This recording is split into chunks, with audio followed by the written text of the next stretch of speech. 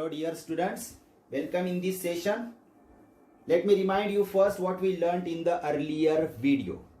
We learned there the pressure, types of pressure just like atmospheric pressure, absolute pressure and gauge pressure. We have also studied hydrostatic paradox in that video. Now in this session we are going to cover Pascal's law, the statement for Pascal's law and experimental proof for the same. First of all, let us state this law. Pascal's law states that the pressure applied at any point of the fluid at rest is transmitted equally and undiminished to every point of the fluid and also on the walls of the container, provided the effect of gravity is neglected. See the last part of the statement. The effect of gravity is neglected means what? While studying Pascal's law, the effect of gravity is not considered here. Okay. Now let us see the experimental proof for this law. Consider a vessel with four arms A, B, C and D having different cross-sectional areas. You can see in a figure A, 2A, 3A and A by 2 are the cross-sectional areas of all the arms A, B, C, D respectively.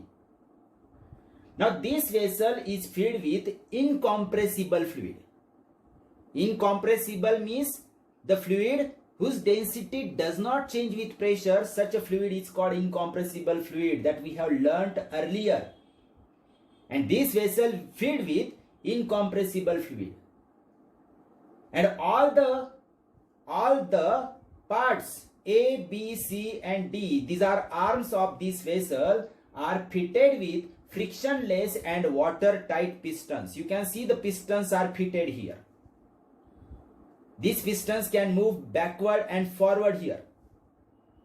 So they are watertight and frictionless pistons. Now initially the enclosed water is at rest. Whatever the water is enclosed in this vessel, it is at rest first. Now suppose that the piston A is pushed downward. So what happens if we push this piston at A? It will exert a force of magnitude F.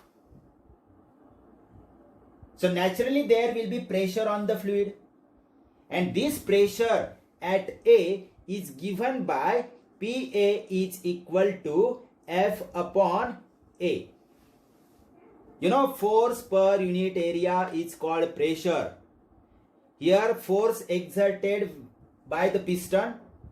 A is the area of cross section of the arm A and PA is the pressure at A.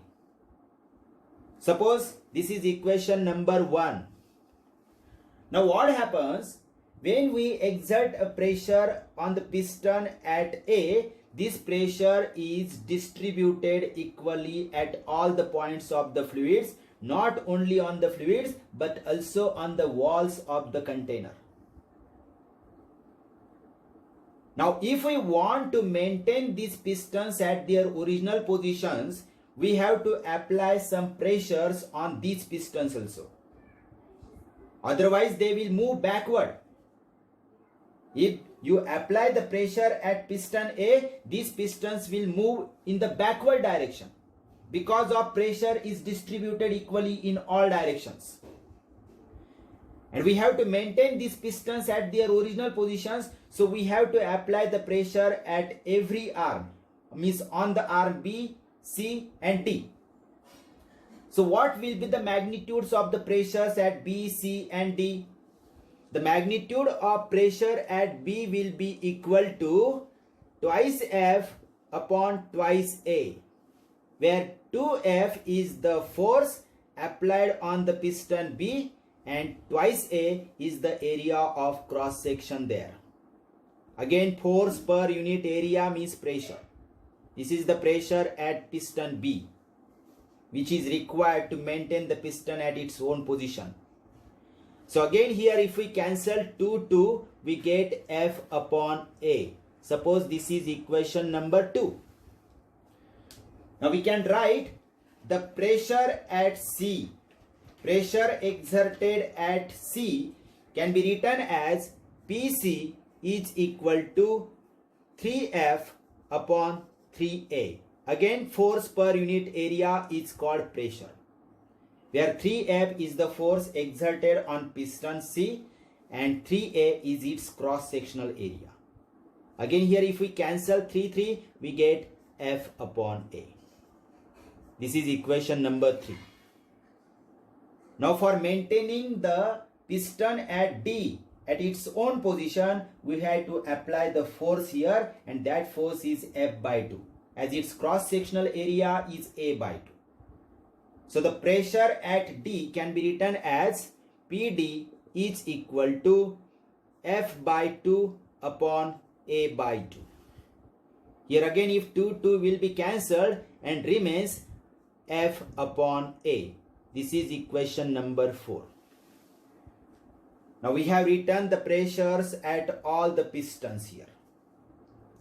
This pressure is applied on the fluid and that pressure is distributed to all the parts of the container, due to which these pistons at B, C and D will move in the backward direction. But for preventing backward movement of these pistons, we have to apply the pressures in the opposite directions, and these pressures at B, C and D are written here. Now if we look at all these equations, we can see that their right hand sides are equal. And if their right hand sides are equal, so we can write their left hand sides are also equal. So we can write here from 1, 2, 3 and 4, pressure at A is equal to pressure at B is equal to pressure at C is equal to pressure at piston D. Now this is the proof of Pascal's law. See, the pressure is distributed equally and undiminished to all points of the fluid and also on the walls of the container. This indicates that the pressure at all the points, means at all the pistons, is equal and undiminished, distributed equally and undiminished. So this is the proof for Pascal's law. It is very easy and clear to understand. Now if you want to give the proof for Pascal's law, you have to draw this figure, show the 4 arms there, A, B, C and D, having different cross-sectional areas. Write the pressures at all the pistons, but first you have to consider that the pressure is applied at A first, which is distributed in all parts of the container, means on all walls of the container. And you have to write the pressures at B, C and D. Then you will get the idea that their right hand sides are equal, so their left hand sides are equal, and here we get the proof for Pascal's law. Okay, is that clear?